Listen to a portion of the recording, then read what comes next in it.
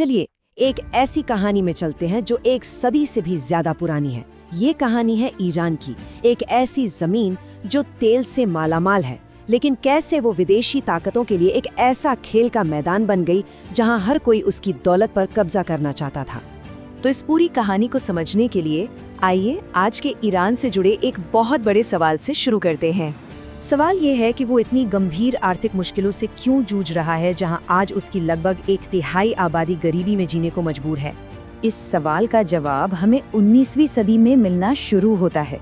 उस जमाने में ईरान को फारस के नाम से जाना जाता था और वो दो बहुत बड़ी ताकतों के बीच में फंस गया था जो दुनिया भर में अपना साम्राज्य फैला रही थी। असल में हुआ ये कि रूस और ब्रिटेन ने अपनी फौजी ताकत और फारस की शासक नासिर अल-दीन शाह के साथ संधियों के जरिए देश को अपने अपने प्रभाव क्षेत्रों में बांट लिया। मतलब एक तरह से अपने अपने इलाके तय कर लिए जहां बस उन्हीं की चलती थी। अब इस विदेशी दखल का नतीजा ये हुआ कि स्थानीय कारोबार तबाह हो गए। इसके खिलाफ जबरदस्त विरोध प्रदर्शन शुरू हो गए और इसी दौरान धार्मिक नेताओं की ताकत बढ़ने लगी क्योंकि उन्होंने शाह के खिलाफ आम जनता का साथ दिया। फिर 20वीं सदी की शुरुआत में पूरा खेल ही बदल गया। अब ये लड़ाई सिर्फ जमीन की नहीं थी, ये एक ऐसे नए खजाने की थी जो दुनिया को हमेशा के लिए बदलने वाला था, और वो था तेल। विलियम डीआरसी नाम के एक ब्रिटिश कारोबारी ने एक ऐसा सौदा किया जिस पर यकीन करना मुश्किल है। उसे ईरान के लगभग पूरे तेल को 60 सालों तक निकालने का अधिकार मिल गया और 1908 तक ब्रिटिश सरकार की पूरी मदद से उसकी कंपनी को वो मिल गया जिसकी उन्हें तलाश थी, काला सोना। और यहाँ एक चौंकाने वाला आंकड़ा है, सिर्फ 16%। सोचिए, ईरान को अपने ही तेल से होने वाले मुनाफे का बस इतना सा हिस्सा मिलता था। ये एक ऐसी नाइंसाफी थी जिसने दशकों तक लोगों के दिलों में गुस्से की आग जलाए रखी। अब जाहिर है इसी बढ़ते गुस्से और बेचैनी के बीच एक फौजी कमांडर ने सत्ता पर कब्जा कर लिया और ईरान की कहानी को एक बिल्कुल नई दिशा में मोड़ दिया। रजा खान ने सत्ता अपने हाथ में ली, देश की चुनी हुई सभा यानी मजलिस को दरकिनार कर दिया और खुद को ईरान का नया शाह घोषित कर दिया। वो पश्चिमी तौर तरीकों से बहुत प्रभावित था, इसलिए उसने ईरान को आधुनिक बनाने के लिए एक बहुत तेज अभियान छेड़ दिया।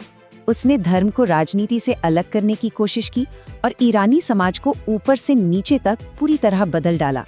लेकिन दूसरे विश्व युद्ध के बाद दुनिया की ताकत का पलड़ा एक बार फिर बदला। ब्रिटेन कमजोर हो गया और अब ईरान और उसके तेल के खेल में अमेरिका एक नई और सबसे बड़ी विदेशी ताकत बनकर सामने आया। दशकों से चला आ रहा ये शोषण अब लावा बनकर फूटने वाला था और इस लड़ाई का चेहरा बना एक ऐसा शख्स जिसने ईरानी हक की आवाज उठाई।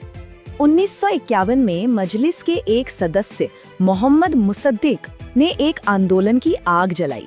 उनका सीधा सा तर्क था कि विदेशी तेल का ये सौदा गैर कानूनी है और ईरानी लोगों का हक छीन रहा है।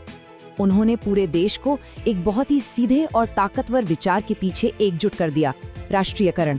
मतलब ईरान का तेल ईरान के लोगों का होगा, बस। उनकी ये मुहिम एक तूफान की तरह फैली। तेल मजदूरों ने हड़ताल कर दी और लोगों के जबरदस्त समर्थन से मुसद्दक प्रधानमंत्री बने और उन्होंने तेल उद्योग का राष्ट्रीयकरण कर ही दिया। एक पल के लिए लगा कि ये ईरान के लिए एक ऐतिहासिक जीत है, लेकिन अमेरिका और ब्रिटेन अपनी सबसे कीमती दौलत को इतनी आसानी से अपने हाथ से जाने देने वाले नहीं थे। तो जवाब आया बहुत तेजी से और बहुत बेरहमी से।